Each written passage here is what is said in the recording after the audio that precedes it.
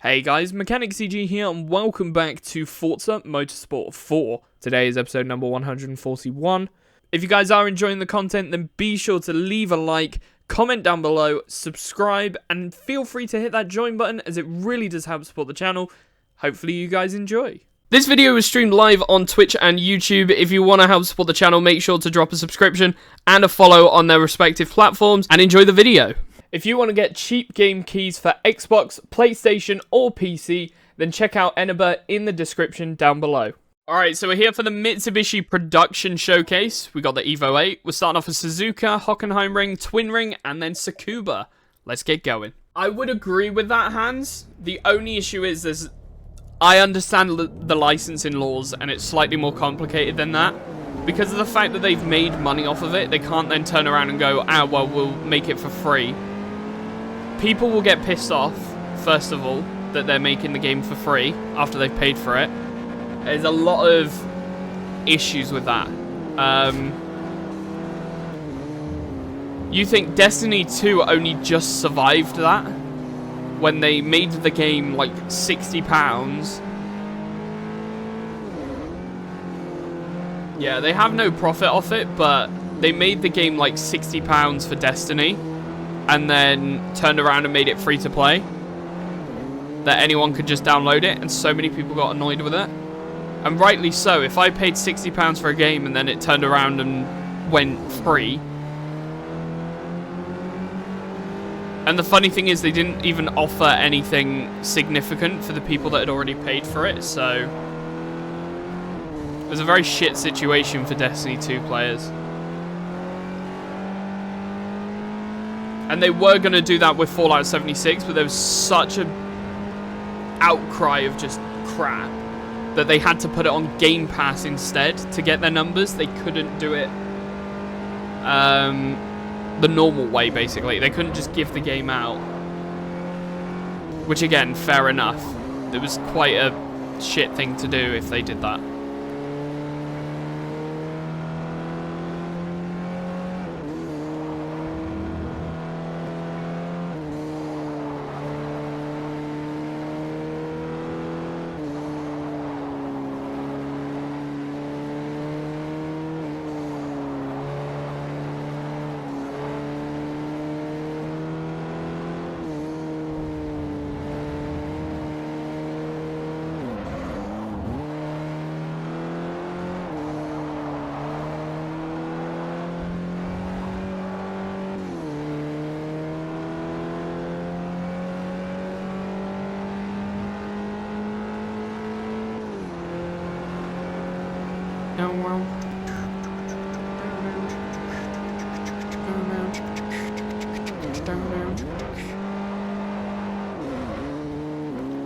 We've got 2 more laps left.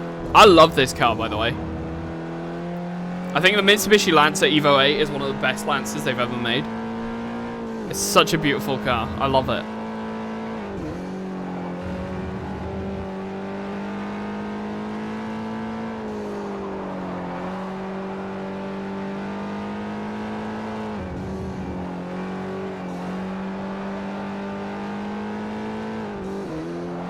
I don't think games should be free. It's really complicated, this subject, in a way. I think if a video game is no longer obtainable legally, then piracy for it should be legal. I know it's a very broad term, but when you think, if a game you can't buy it, I think there should be a cooling off period as well. When a game's delisted, it shouldn't instantly become piratable. But like, say for example now, I think Horizon 1, it's so far beyond the game no longer being on sale that in my eyes, it's fine. I wouldn't say, oh, you're pirating that. That's bad. You shouldn't do that. You're screwing it, because you're not screwing over anyone. If we were to go, say, The Crew 1, although I don't agree with what Ubisoft is doing with the always online stuff and the fact that they are shutting it down, technically speaking, it's been delisted. technically speaking, in my mind, it's too early to start thinking about piracy for that. It's a very grey area, and that's why a lot of people are like, well, piracy's a very, very grey area anyway. Like, it's a grey spot. It's a super grey spot. The rest of my cars are awesome. I'll give them a look in a second. When Microsoft see that you have multiple titles of a given game, let's say Forza, you could be able to claim the previous title. That is an option. That's actually a good option. If you buy the game, like, what's it called? Far Cry 5. If you buy Far Cry 5 Ultimate Edition, you get Far Cry 3 with it. Something like that does make sense. And especially Horizon games, I think those should be kept alive longer than motorsport games. I've said this already. I'm not even going to pause recording. I'll just make this like a long clip. I've said this multiple times. I think motorsport should be a 3-year cycle. So, let's say, for example, Motorsport 1 comes out. We'll do Motorsport 1 as an example, right? 2 years after that, Motorsport 2 comes out, and you get another year of crossover. So you can still buy the old game, you can buy the new game, but there's a year where they're both active. And then Motorsport 1 gets shut down, and you're only left with Motorsport 2 for another year. Then, on year 4, they make Motorsport 3, you get another year of Motorsport 2, and then it gets shut down, and continue on.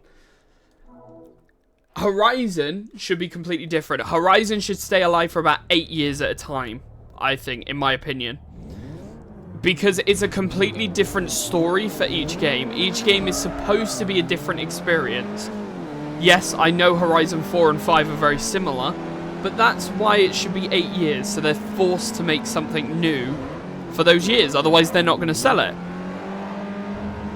And I think they should be, even if we say 5 years or 6 years, like, there should be at least like 2 or 3 Horizon games on sale at any given time.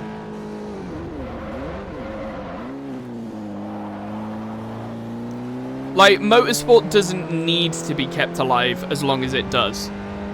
Realistically, because they just do little updates, they make a new campaign that's quite easy to do, but they're all the same circuits. The circuit doesn't change every 3 years. The circuit's probably the same it's been for the past 30 years. Slight adjustments, nothing crazy.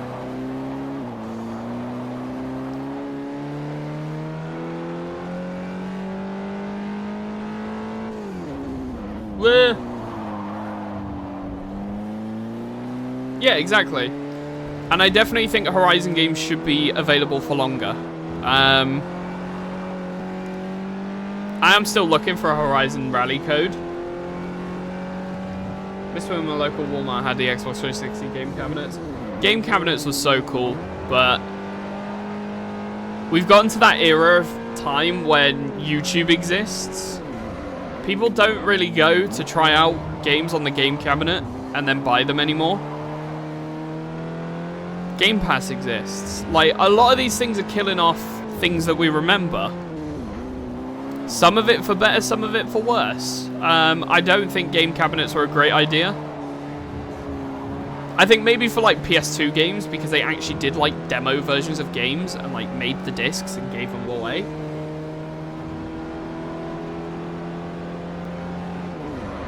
I don't know.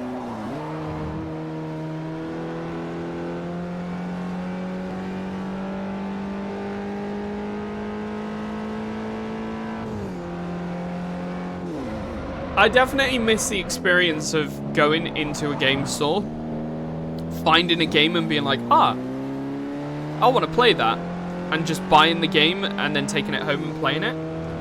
I do miss that experience, but at the same time, I don't, because I love the convenience of just being able to sit at home and just be like, I want to play that game. Okay, let's download it.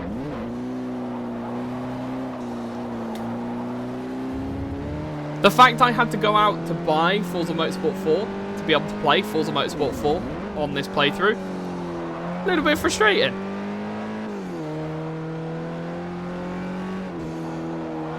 Horizon 1 as well. Oh, I need to sort out my Xbox One. I think I'm going to get a Series X soon. That's the next thing I'm saving up for. Because I'm going to get a Series X. I'm going to get one of those subscription things, I think. Where I subscribe to pay for it.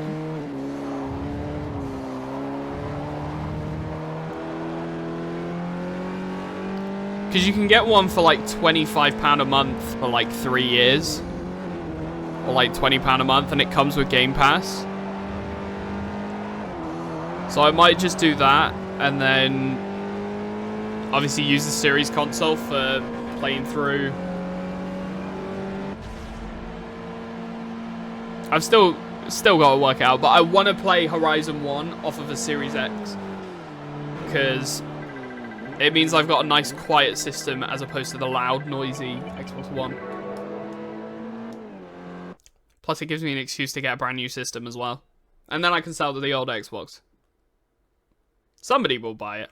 Just want to make sure I'm recording my great point, because I want it kept in the history books.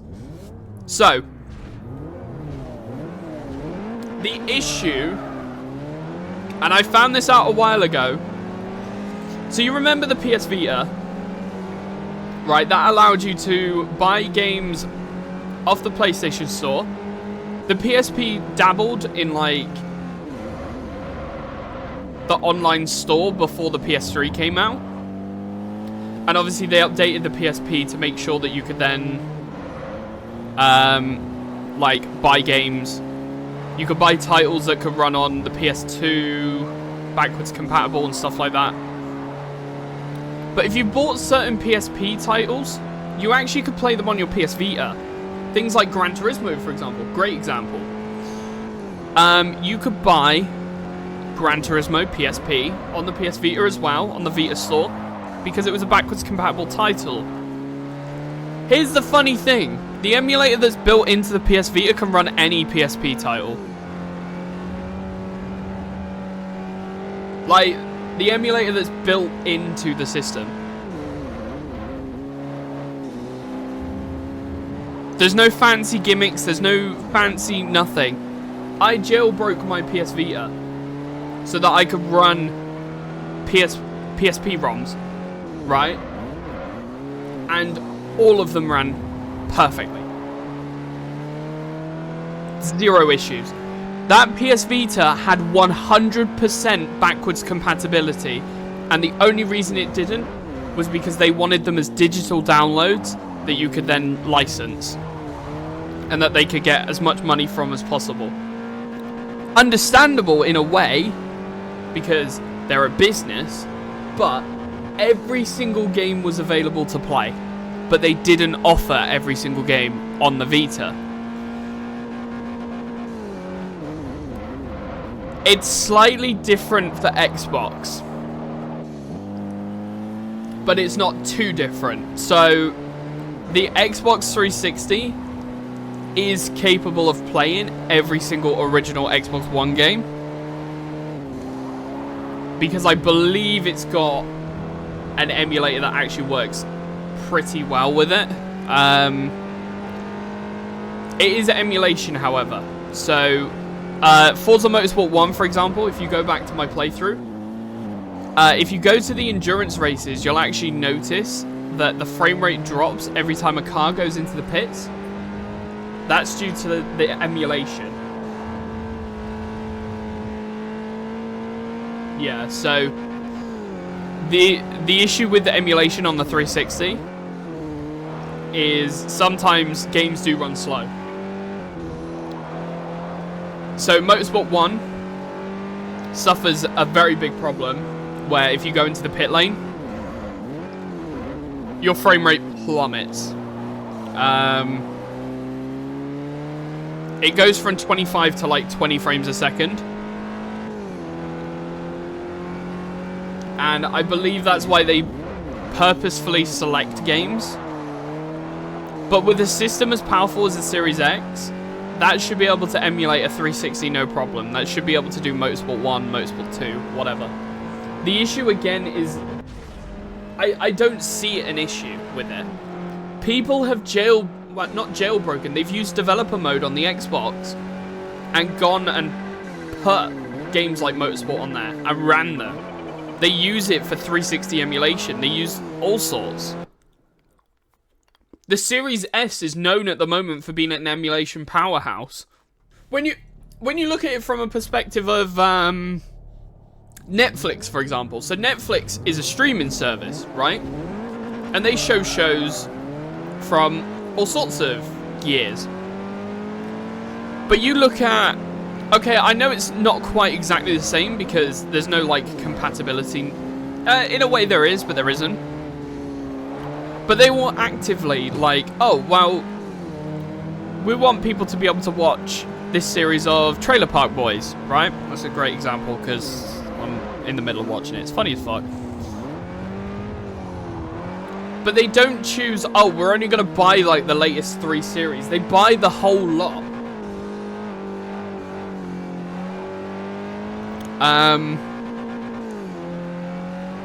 When it comes to the streaming platforms, they'll always do it. And I just find it weird that gaming, because gaming is an entertainment industry. It's exactly the same as movies.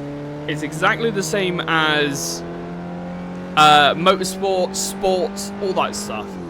And yet, they don't seem to want to care about the history of gaming, especially now. Like, they're really killing off, like, history of gaming vibes. Like, PS2 was the last generation of console that genuinely had a historical value. The 360 was pushing it. Do you go back and look and think about the Xbox One and go, oh, I remember that game, that was a classic? No. Even when the Xbox One was out, you still look back at the 360 and went, ah, you remember that game? That was a classic. Black Ops 2 was a great example.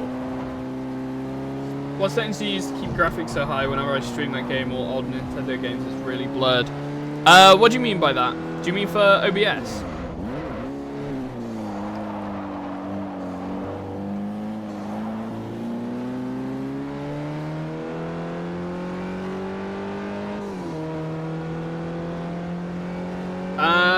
To be honest, I'm not too sure. Because you're watching it on Twitch, and Twitch is using a plugin at the moment, so... I have zero... All I know is... Again, this is what I say, my setup is very complicated, but it gets the job done. I'm rendering... So I'm using source record at 50,000 kilobits a second. Come on. So, that's like 10 times the quality that Twitch supports. So that's what I'm recording for the YouTube videos. Then what I'm uploading to YouTube and what I'm rendering as like stream archive is 15,000 kilobits, which is nowhere near what YouTube supports, but it's good enough that it's super high quality. And then I'm downscaling that to 5,000 kilobits for Twitch using a plugin. I have no clue what the plugin does, so it's a little bit complicated. But I've just got it set up as make sure it's somewhat decent quality and that it's not super blurry. You might want to change it if you've got it like ultra fast or something like that. You might want to make it a slower encoding process, so that you get a higher quality out of it. But just make sure your bitrate's turned up, realistically. You want your bitrate at about 5,000, so it's stable. If you put it higher, you can get more quality, but it might not be as stable. I find 5,000 is like that sweet spot. So thank you guys so much for watching. If you did enjoy, be sure to leave a like, comment down below and subscribe, and I will see you in the next one. Peace out.